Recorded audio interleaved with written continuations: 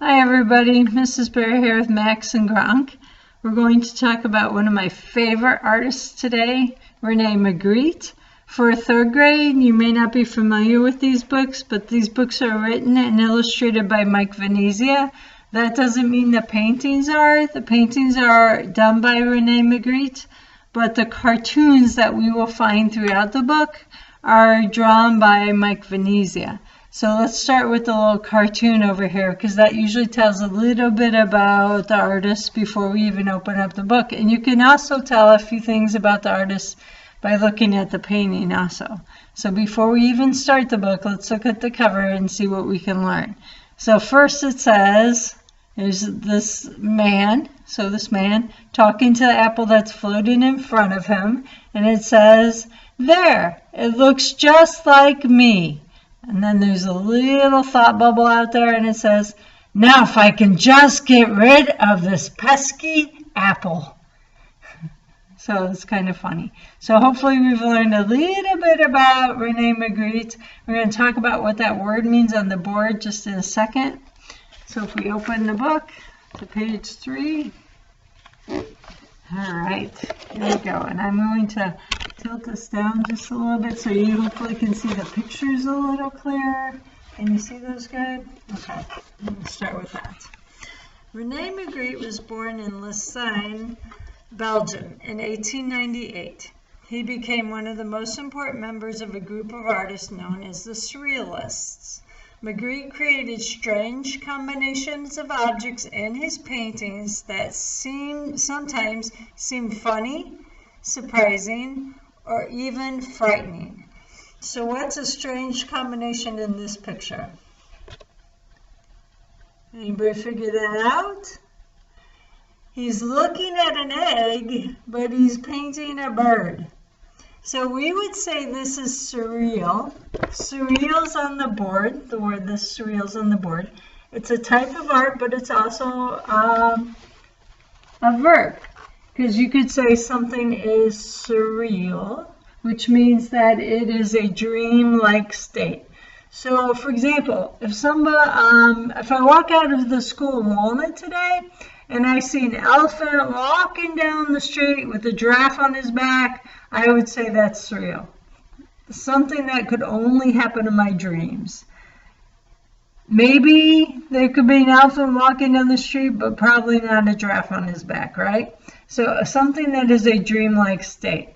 So a lot of things you think of during your lifetime, you might be able to use that word, surreal. That's an important word.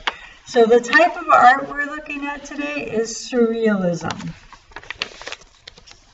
Rene Magritte wanted you to think about his paintings and enter a mysterious, magical world. He thought up lots of ways to do this. Sometimes he put familiar objects in unexpected places. So, would a train really be coming out of a chimney? No. Okay.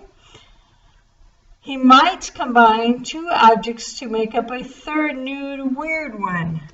So what about this one? Are the shoes becoming boots, or are the boots becoming shoes?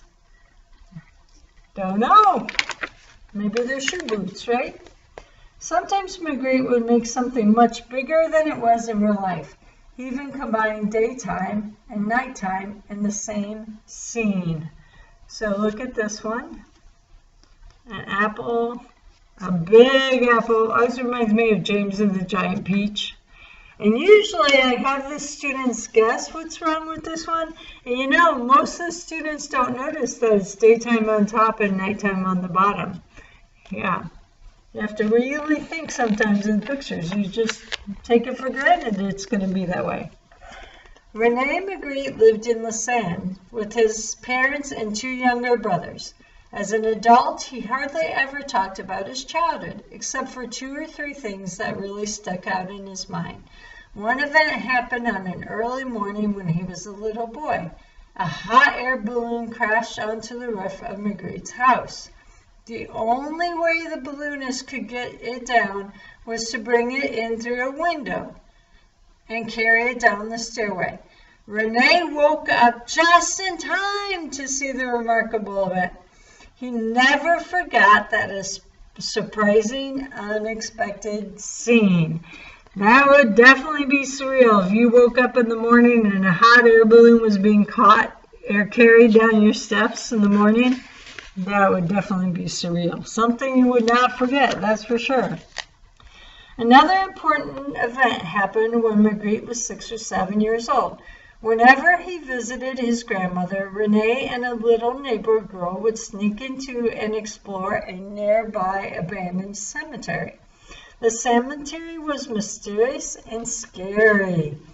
One day, while coming up the stairs of a dark burial vault, Magritte saw an artist painting a scene of the cemetery. Rene thought this was the most amazing thing he'd ever seen. To him, the artist seemed to have magical powers. It was right there on the spot that Rene Magritte decided he would become an artist too. So here's the little girl, here's Rene, here's the artist painting in the cemetery. Look, you've got all these dead trees, dark things, and the cartoon says, "Wow, this has got to be the most beautiful place in the world." Now, a lot of you might think a cemetery is a beautiful place, but it is funny in the cartoon. When Magritte was 14 years old, a terrible thing happened. For some unexplained reason, his mother took her own life. Soon after this, Mr. Magritte decided to move his family away from the sign and the bad memories there. In 1912, the Magrittes moved to Charleroi, another city in Belgium. In Charleroi, Rene took art lessons and spent a lot of time reading mystery books. He loved going to the movies with his brother Paul. Their favorite movie series was about a mysterious character, Fantomas. Fantomas was an unusual hero because he was a criminal and did disgraceful things. Even so, he became a very popular character. Later, Magritte would paint pictures of this mysterious hero. So, if you think about it, any of you that watch the Marvel or DC series, there's a character on one of those called Deadpool, and he's not exactly a typical hero. He does some bad things sometimes too, and he's famous too. So that's we call it more notorious maybe. But Fantomas is the same kind of character as Deadpool would be for us. So he really liked that character. When Magritte was 18 years old, he decided to go to the Royal Academy of Fine Arts, a famous art school in Brussels. Brussels was the capital city of Belgium. Magritte's life had been filled with unusual, shocking, and remarkable events. That may have been part of the reason why he found the academy and all the art he saw in Brussels pretty boring. Magritte thought that none of the popular paintings of the day or the past were even worth looking at. So here's some paintings from the past that he didn't think were worth looking at. And then there's a little cartoon over here. So he's at the Art Academy, at the salon. That's how they used to put paintings, by the way, on the walls. Not like us today. They used to layer them. Over here's a little lady. She goes, "Gasp!" And here's Magritte laying down on a couch and said, "Could somebody turn the lights off? These paintings are putting me to sleep." And then over here the guy says, "Gasp!" So kind of funny, right? It was at this time that Rene Magritte decided to find a new way of painting. A way that would matter to him. While searching for a new way to paint, Magritte discovered the latest work being done by Spanish artist Pablo Picasso and German artist Max Ernst. Magritte liked the artist's new, exciting works. He thought that following their style might lead him to a new way of painting. The painting above by Magritte reminded many people of Picasso's Cubism period. And we are going to be reviewing Picasso for 5th grade and learning about Picasso in 3rd and 4th coming up. But this is one of the paintings done by Picasso. Picasso is known to chop up people and put them in different positions.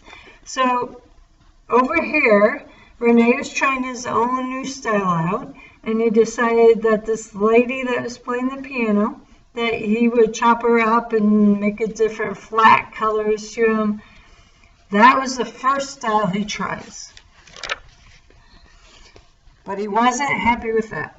So here we go. Rene Magritte soon realized that in order to satisfy himself, he would have to make paintings that did more than just follow someone else's style. Finally, he came up with a very exciting idea. What Magritte wanted to do with his artwork was to show thought. Now he just had to figure out how to do it. Luckily, one day, a friend showed Magritte a picture of a painting by Italian artist Giorgio de Chirico. Magritte couldn't believe his eyes. This painting was so beautiful and mysterious that he began to cry when he saw it. This is the painting over here. It's kind of mysterious, isn't it? What's mysterious about it? Max, you got any ideas? You're right. A glove would not be tacked to a house normally. And the sculptures float in the air. Good. And there's a ball on the ground. So the objects don't really relate to each other? Oh, you say kind of like you and Gronk? Oh, you guys relate to each other. Okay. A rubber glove next to a statue and a ball. I've never seen anything so beautiful. That's the cartoon. And that's where we're going to stop for part 1. And we will continue on part 2 next time. Okay? Yes, I know. You can't wait. That's good. I'm glad. Well, we'll see you next time. Bye from us.